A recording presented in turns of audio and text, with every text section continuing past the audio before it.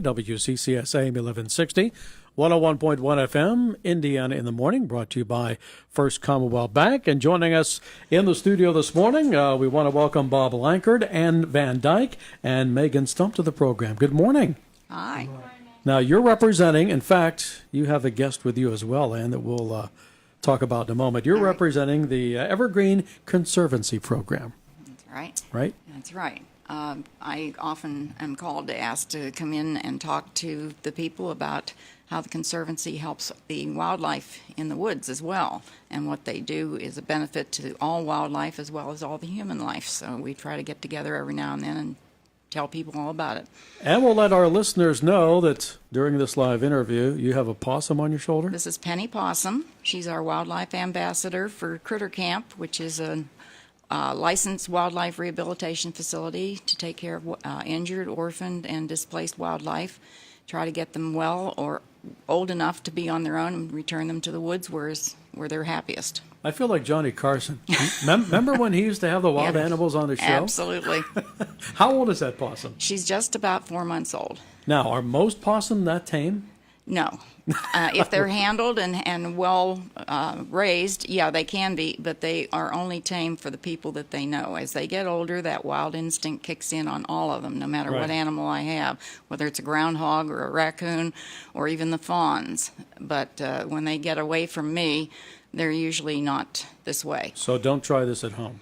No, not a good idea. Okay. Well, good to have both of you with us here today. Thank you. Okay. Bob? Well, Evergreen Conservancy, like everybody in the county, is getting ready for winter.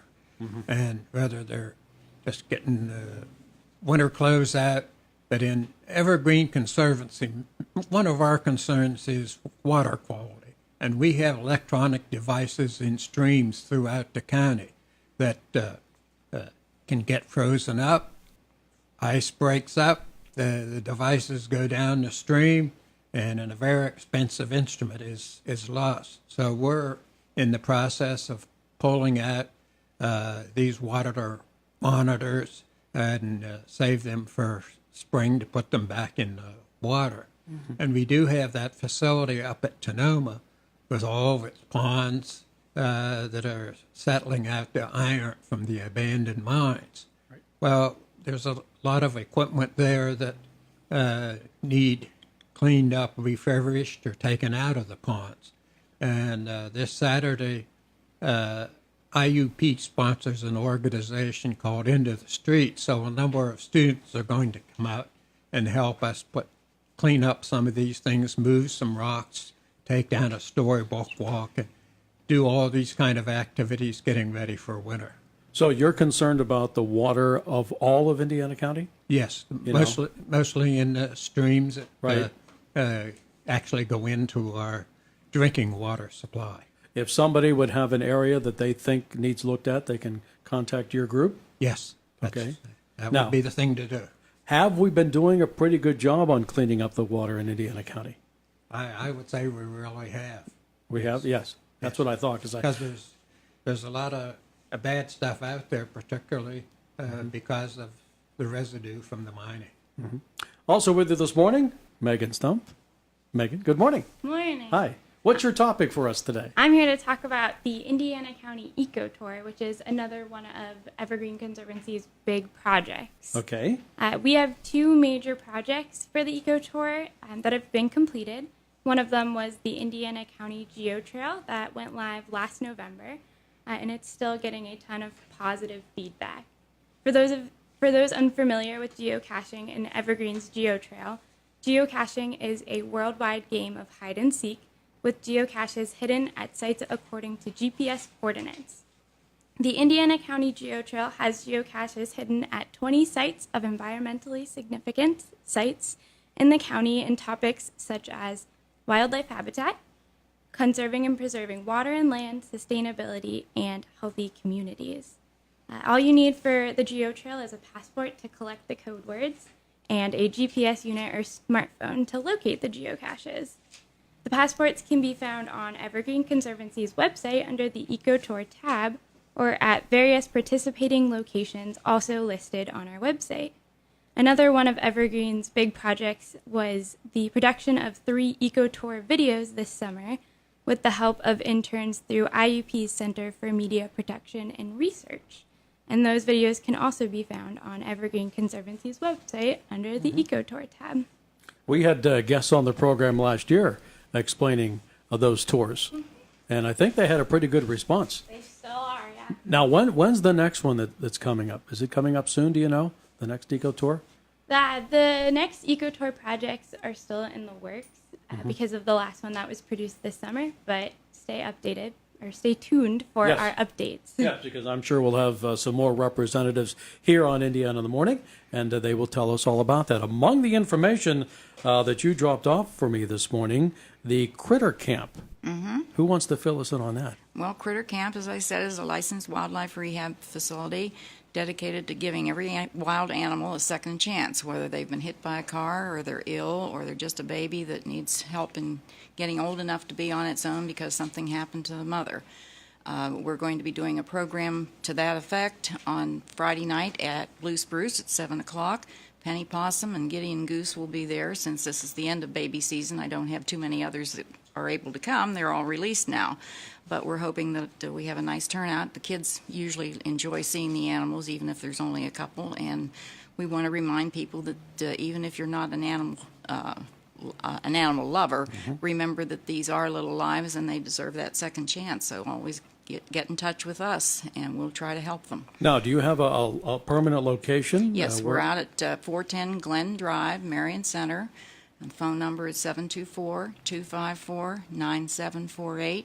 The phone answers Critter Camp, so that if I'm not right there, you can leave a message, and I'm usually back to you within the hour or less. Now, I understand you also do, like, birds as well? I don't do birds No birds anymore, but I can refer them and I can triage them. So I used to have them on my license, but I only do mammals now because when you're feeding baby birds every 15 to 20 minutes and you have 100 other animals going around the place and need fed at the same time, it just doesn't always work out well. So I concentrate on the mammals now. So if anybody who's listening has a wild animal maybe on their property or maybe the neighbors that they think needs some medical attention or some care, they can call Critter Camp. Right. A lot of people are finding animals at the side of the road, especially in the wintertime. We get a lot of owls because they get bumped by the cars or they get rolled and end up usually with a head injury, sometimes a wing, but that's where to bring them.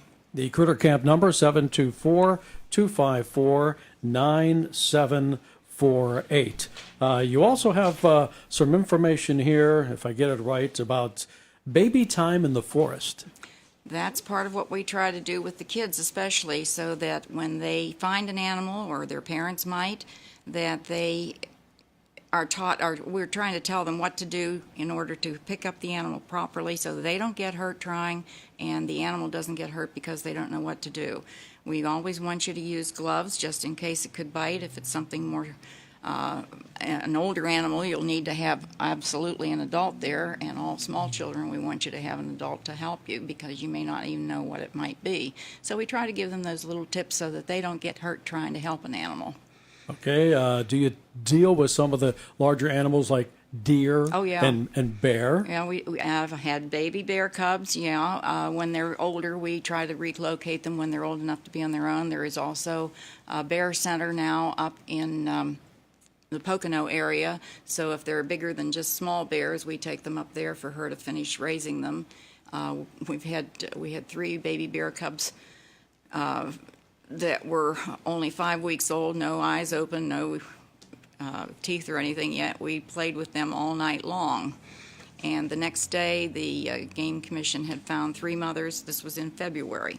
They found 3 mothers that were denned up with 2 cubs each. And so we took the cubs one at a time to each of the 3 dens, rolled them in the leaves that the other cubs were in so that they would smell the same, and put them in with the mother and kept our fingers crossed. Even putting them in like that is a risk because if the mother senses even the slightest difference in what she knows to be her own kids, she could wake up and kill them. But fortunately, they got raised and they're doing fine. Do you deal with coyotes? Yes. In fact, I had 2 this year. I just released them 3 weeks ago out to Yellow Creek. Okay. We've had several coyotes, foxes, you name it, groundhogs, skunks, because baby skunks don't have any odor until they're about 10 to 12 weeks old, so people don't have to be afraid of picking them up. But the rabies vectors are the ones that we caution people don't pick up at all. Definitely have gloves and call us. Now, for those of you who would like to take a look at our guest here this morning, including our live possum, we're what are we doing here? We're Facebook Live Okay. is what we're doing there, and he behaves pretty well. He's staying on She's your very shoulder good. there. Okay. They're very good. When they're used to people, they're a very nice animal. Okay.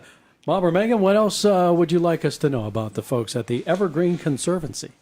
Well, we are always holding environmental education events both at our Sonoma site, and we will go out to other locations.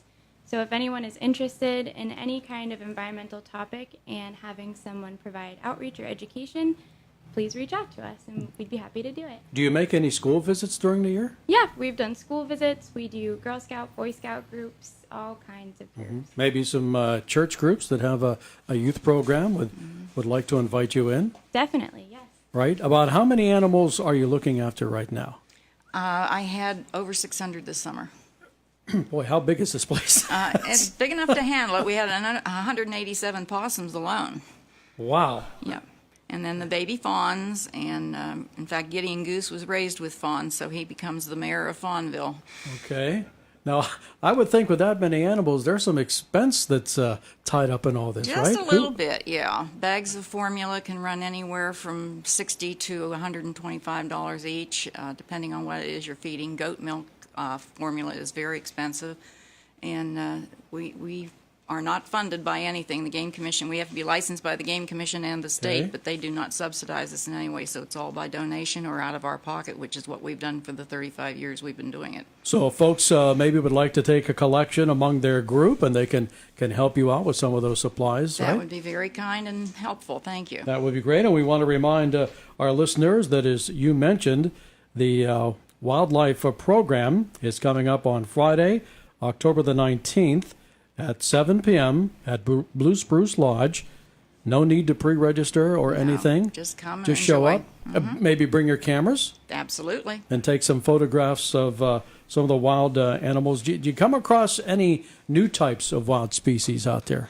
Not too much around here, although every now and then you'll find we had a problem with a coyote German Shepherd breeding place over near Katanning one year that became quite a problem because they were crossbred, and the Game Commission wasn't happy with that. So we get into some of those things, yeah. Okay, well, we thank Bob, Ann, and Megan. Thanks so much. very welcome. Interesting. Check out our Facebook program as well, and you'll see what we're talking about here this morning on Indiana in the Morning. I want to thank all my guests.